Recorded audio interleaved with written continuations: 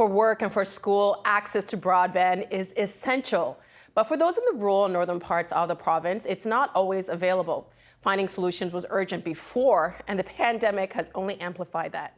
With us now for more in Caledon, Ontario, Alan Thompson, Mayor of the town of Caledon and Chair of ROMA, the Rural Ontario Municipal Association. In Guelph, Ontario, Helen Hambley, Professor of the University of Guelph School of Environmental Design and Rural Development and Project Leader of Regional and Rural Broadband.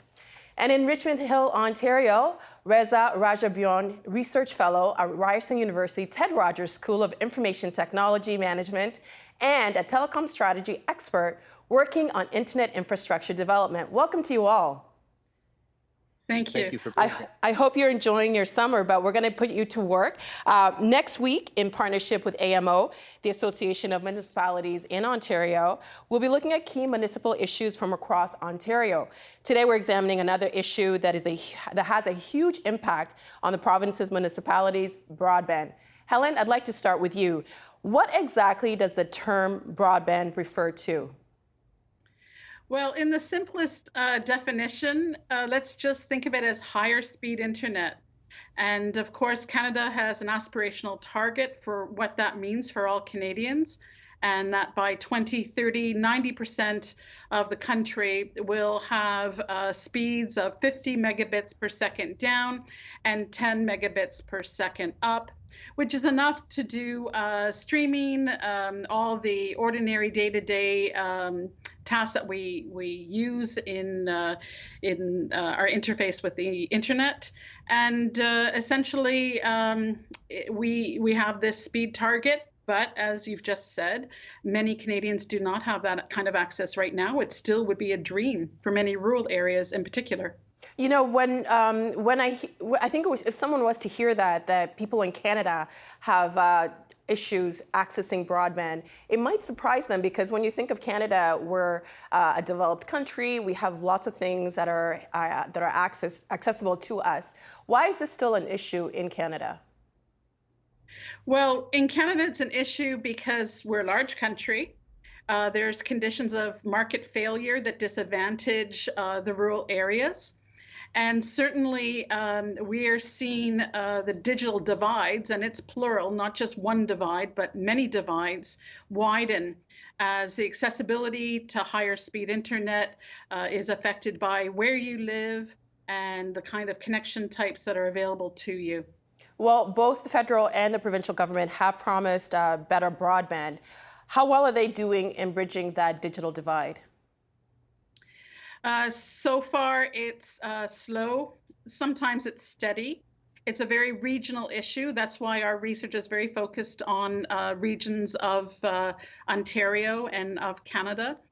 And at this state, we are behind countries in Scandinavia, South Korea, and certainly even behind countries like Chile and Mexico and the Czech Republic in terms of fiber penetration. And that's a real concern as we see the dependency that our economies and our societies have on high-speed internet. I mean, I can't even imagine what it's like for someone who doesn't live in an area with access to broadband, considering most of us have been working from home or teaching our kids online. What is the 50-10 target? The 50-10 target is a speed target. It's also a quality of service target, as it's referred to some extent in terms of the speed and the data throughput. But it's not being met in some of the major regions and rural areas of Ontario.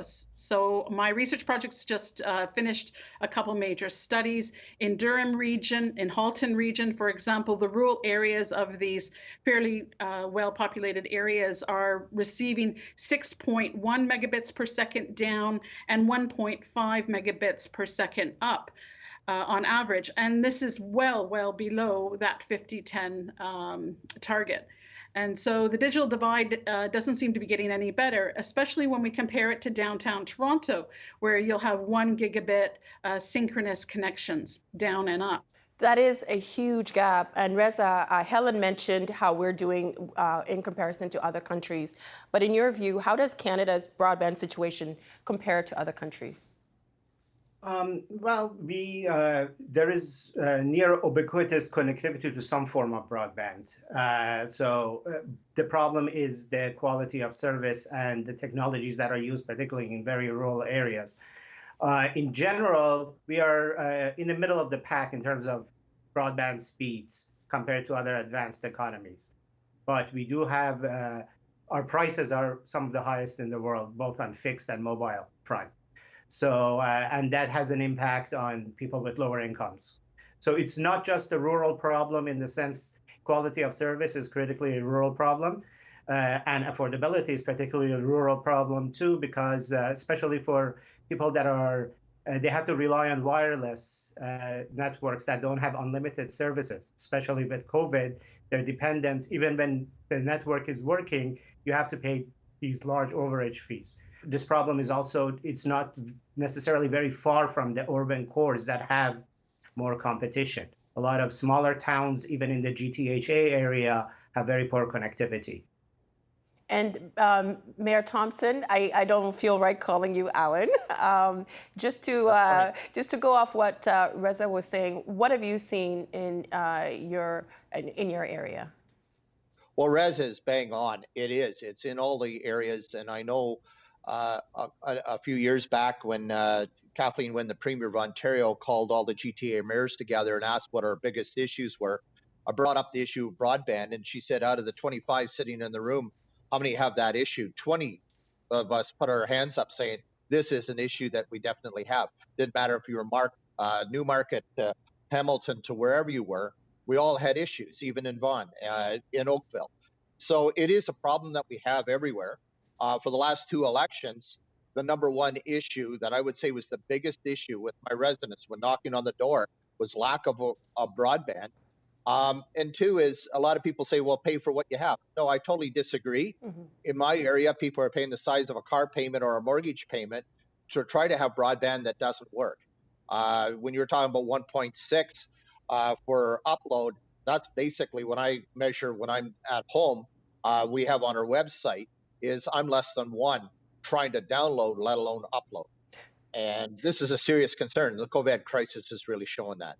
And I guess, can you just give us an idea of what the price would be when you said it was the price of a mortgage, or? Well, yes. For me, between ExploreNet and Rogers that I'm using, trying to work from home, which is both dismal at this point, and especially right now, it's anywhere from $500 to $600 a month trying to get a service that works. When you see that little wheel going around, you're paying for it. And when you reach out to Rogers, they say, oh, well, you're an affluent group up there in Caledon, you can afford it. Well, afford what? You're not getting a service that you're paying for. And with the cell towers that we even had have been all oversubscribed, we even have 911 calls being dropped because the oversubscription now with everybody living from home, kids trying to do their homework from home or doing their schooling from home. It's put huge a tax burden on the system. It is completely failing everywhere. I've never experienced in this past 6 months the amount of dropped cell calls you have anywhere, and it's just because of the oversubscription and lack of service. And with the funding that Bell and Rogers have had, they're trying to put fiber to the towers to prevent this from happening. But this is a bigger issue than just that. Well, I mean, we've been hearing a lot. We all know about the prices, the housing prices in the GTA in Toronto. But I'm guessing, as a mayor of a town close to Toronto, you want to attract people to come and live there. But if you're having spotty internet service, especially since most of us rely on it for day-to-day things, that probably creates another challenge for you to attract people to move to Caledon? That is a number one issue that I constantly hear from the real estate brokers is the lack, or when are we going to get broadband? When are we going to get fiber to the door? Because that's really affecting the sale and the price of the home. There's no doubt about that. And Helen, how has the pandemic, COVID-19, exposed the broadband problem in Canada? Well, I think once everybody had to work from home, I think this really created, and a lot of people that did rely on cell towers and cell service and use their cell phones as to support their internet at home, everything started to crash. And this is the big thing, is they oversubscribed everywhere. And so basically you have nothing. And this is what's created a huge problem in the immediate areas. And it doesn't matter if it's telehealth, it's education, it's people trying to work from home. It's just a combined everything really showed a huge deficit that we have with it. And Reza, I want to ask you the same question. How has the pandemic exposed the broadband problem? Well, you have a lot more demand. So before, some technologies like those wireless towers in rural areas may have been enough for example, just sending emails or simple web browsing. But now people are dependent on it for various reasons. You need more symmetric connectivity, and you need it to be reliable. I was worried, I told your producer, I'm worried about my internet connection. I'm in Richmond Hill, pretty urban area. And so a lot of people are buying two subscriptions from competing providers. So when they're building their own redundant networks at their homes in a way. And that brings us, I think, to the key questions of speed targets that the feds have set up, the 50-10 that we were discussing. I think what it has really shown is that it's not going to be sufficient. Because you need more symmetric connectivity. If you can actually get 50-10, maybe that's good for a couple of people in the household. But those targets are based on services that providers, suppliers advertise rather than what the actual quality of service that people experience. So I think, and I hope that policymakers are thinking hard about, given what has happened, moving from that 50-10 target to a gig target, which means deploying fiber to all of rural areas in Canada. And this is important in not just in terms of people that have demand for broadband, in terms of economic recovery from COVID. This can be part of the stimulus package. And Canada and a lot of advanced economies did this after the 2008 crisis, and Canada did to some degree. So this is the time to spend money on infrastructure, and building fiber networks has a large construction impact in terms of stimulus. And it is the right time to rethink the strategy that has sort of incremental strategy of let's increase speeds a little bit, subsidize here and there, and move to more of a systematic approach.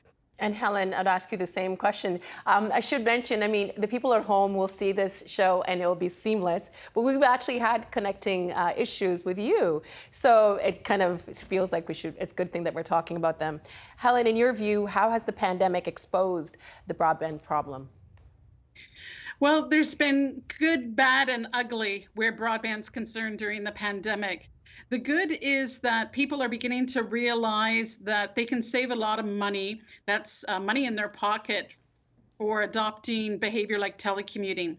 The data we've been collecting in southwestern Ontario, Niagara region, Caledon, as well as Durham region and Halton region, shows that upwards of $18,000 a year for one telecommuter in the household can be saved by being able to work from home at least 2 or 3 days per week. So that's the good story. The not so good story is that we are all at home during the pandemic, and we'll probably continue to spend more time in our homes as we get through this crisis and beyond it. And so home-based businesses, which can make can constitute upwards of 40% of the households in Ontario, these home-based businesses are really suffering by lack of better broadband and are having to adopt strategies like Reza mentioned of having more than one provider servicing their business and their residential use. And this is costing quite a lot and affecting the bottom line. And then the real ugly is just a falling quality of service during the pandemic. The data that we are seeing in the surveys we're collecting are showing a marked decline in quality of service. Calls being dropped, streaming issues like the one we're experiencing today, and just the lack of maintenance by providers on some of the connections because of the challenges of working during the pandemic. It can become a thing that creates issues with your job, considering we're all trying to hold on to our jobs, correct? Absolutely. And also retrain ourselves. So many people are trying to use this time at home to gain new technical skills. All of this skills training, all of the even health and safety education is all online. And so we're also disadvantaging ourselves for the longer term. There's also some environmental benefits that we can see from telecommuting. We've all heard about improving air quality and also the carbon offset of taking our vehicles off the road. Smart transportation apps that make us move more intelligently when we do have to use highways or public transportation. And so I think going forward, we should try to build back better out of this pandemic by paying attention to the role of broadband with regards to employment and the economy, the environment, and the wider society. And Reza, you mentioned that this is a great opportunity for government to build the infrastructure to stimulate the economy. And some people might hear that and think dollar signs, dollar signs, dollar signs. But what is the economic cost of inadequate access to broadband? It's hard to measure in the sense that it pervades through all different areas of life, from employment to productivity growth, youth retention. I guess I would be as remiss not to mention this: rural areas generally tend to have an older population. And another thing that COVID has shown is that these networks are dependent on each other. The mayor pointed to the drop calls, but a lot of people are depending on the connectivity for to remain in their households. And so it's not just for attracting and schooling. The kids will find a way of reading the books somehow. It will be challenging, but for people to be able to sustain that quality of life and live independently in rural areas, it's very important for a large part of the population.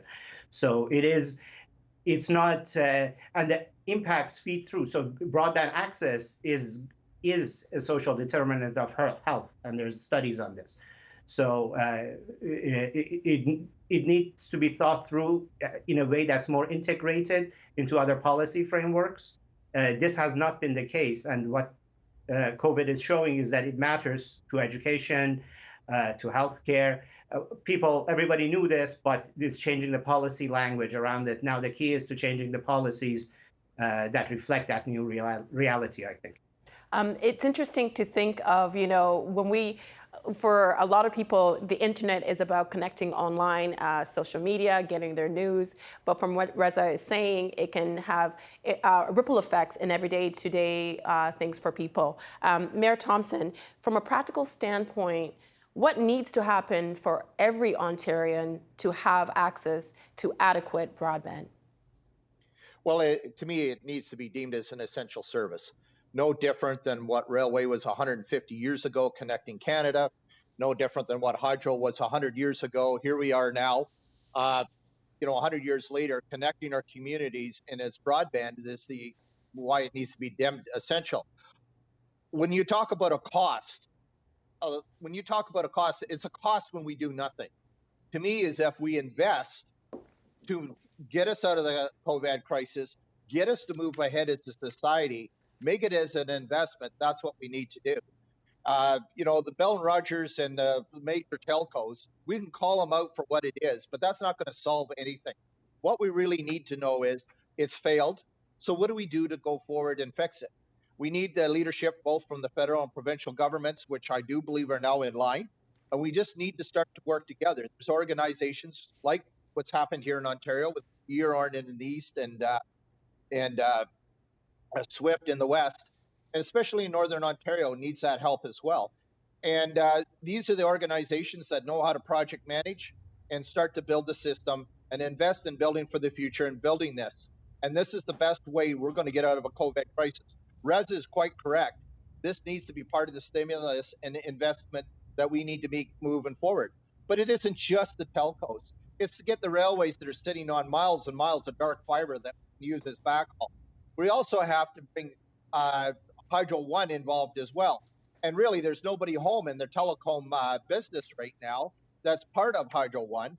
And we kind of need them to basically be partners in how to link fiber to the poles to get everybody hooked up and work. We know that cell towers, we know that satellite systems are very costly, haven't yet been able to deliver, maybe on short term. But the long term, the gold standard is putting fiber to the door, and it can be done. We just have to make it as disciplined, just like connecting a highway. We definitely need to have the new road is the fiber road and connecting communities across Canada. It's the same discussion we're having at SCM as we are at AMO and Roma, which is our key major issue, is broadband, because it doesn't matter what we try to do, broadband is a part of the issue now, and it's integral. It connects everything. It's the major connector, and that's what we need to go forward with and make this a priority as an essential service. And Helen, I want to ask you the same question. You know, what needs to be done so no matter where you are in Ontario, you do have adequate access to broadband? Yeah, I want to touch on two things. One, we haven't mentioned. As a researcher, as a scientist in this area, we need better data and more accurate mapping at a much more granular level so that policymakers who are negotiating public-private partnerships and receiving data in from the private sector have a baseline to be able to not just make those investment decisions, but to monitor and to evaluate the investment, make sure there's the highest possible return to the economy, to the environment, to society. And then the second thing is the leadership. We've seen tremendous leadership from municipalities across Ontario. This needs to continue. Their capacity has been developed to deal with telecoms issues. And I think Mayor Thompson will agree that that has been a bit of a game changer for the province to have those municipalities and the communities themselves in the driver's seat. And Ressa, what are your thoughts on that? Yeah, I just wanted to add and give a shout out to all the Ontario municipalities that have really, over the past 5-6 years, have helped reshape the federal policies. So both in Eastern Ontario and Western Ontario municipalities have been very engaged in trying to educate federal policymakers about the actual situation on the ground and working with them to come up with innovative models. So it's a bottom-up process, right? It's people on the ground that realize what the problems are, and that data issue is very critical. And municipalities there's a process at the CRTC right now trying to put together a national database of the infrastructure that exists, is in place already. But the telecom providers are claiming confidentiality. And that creates a very big challenge for the municipalities. So they don't know where the infrastructure is, or where they can build on top of it. And that leads to a lot of wasted money, duplication, where the fiber is already there, but you can't access it. So you have to duplicate building it. So there's a lot of efficiency gains that can be made through better public-private coordination. But that's not necessarily feasible, as I think Mayor Thompson has highlighted. Why is that? Because they have different incentives. Public sector, private sector, they have to have a specific IR, internal rate of return and to pay dividends to their stakeholders. Whereas incentives for the public sector, for municipalities in particular, because they're closer to the action and local community organizations, is to improve connectivity, deal with those equity considerations that in markets that provide. They just don't have enough of a rate of return to attract private sector investors. And this has to be sort of recognized, that the larger telecom providers that dominate urban centers of Canada, their rate of return outside in the more rural areas is not very attractive for them. So the incentives to actually improve things is limited. We only have a few minutes left, and Mayor Thompson, I just wanted to see if you wanted to add on to that. Yeah, no, and I think this is where I follow up with what Rez and Helen both said. Making an essential service federally and provincially forces these telcos and everybody to share the data, share the information for the greater good of serving our community. Similar to what we had to do for hydro in the past and the railways in the past, this is what we need to do to build our country moving forward, to even catch up and get it and be where we need to be. If we're a G7 nation, we need to show it. And broadband is going to be one of our biggest Achilles heels if they don't figure out how to get in front of it. And at this point, right now, with the telcos, a lot of them have to answer to shareholders. Making an essential service means is, on the long run, Their long-term investment will make them more than what they're doing in the short-term vision and thinking. So I really think that's why I keep calling for that essential service. And even at the AMO conferences and FCM, I have been calling for that essential service, holding the ministers accountable to it. They know I'm right, but they won't admit it. But it's something that we have to keep speaking up and pushing hard on. Helen, we have 1 minute, and I can't not have this conversation without talking about the impact in our First Nations communities. We have about a minute. Can you explain to us what the First Mile concept is? Yeah, I take great inspiration from First Nations communities who've been working longer than anyone in some cases around telecommunications and development issues within their communities. And they reverse the thinking that the last mile, which is the most remote mile for telecoms infrastructure, is really the first mile, and that the first mile should be that last mile. So let the last come first, and let those who are closest to the community, closest to the ground truthing of the data, the input and community engagement process, and those who use broadband, let their needs be heard and guide policy and investment. So that's something that we've learned from First Nations communities, activism around telecoms in Canada. And I take a lot of inspiration, as I said, as a researcher from that. Thank you so much for all of your time, and I'm glad that the broadband held up for all of us to have this conversation. Thank you so much for your insight. We appreciate it. Thank you. Thank you. The Agenda in the Summer with Nam Kiwanuka is brought to you by the Chartered Professional Accountants of Ontario. CPA Ontario is a regulator, an educator, a thought leader, and an advocate. We protect the public. We advance our profession. We guide our CPAs. We are CPA Ontario, and by viewers like you. Thank you.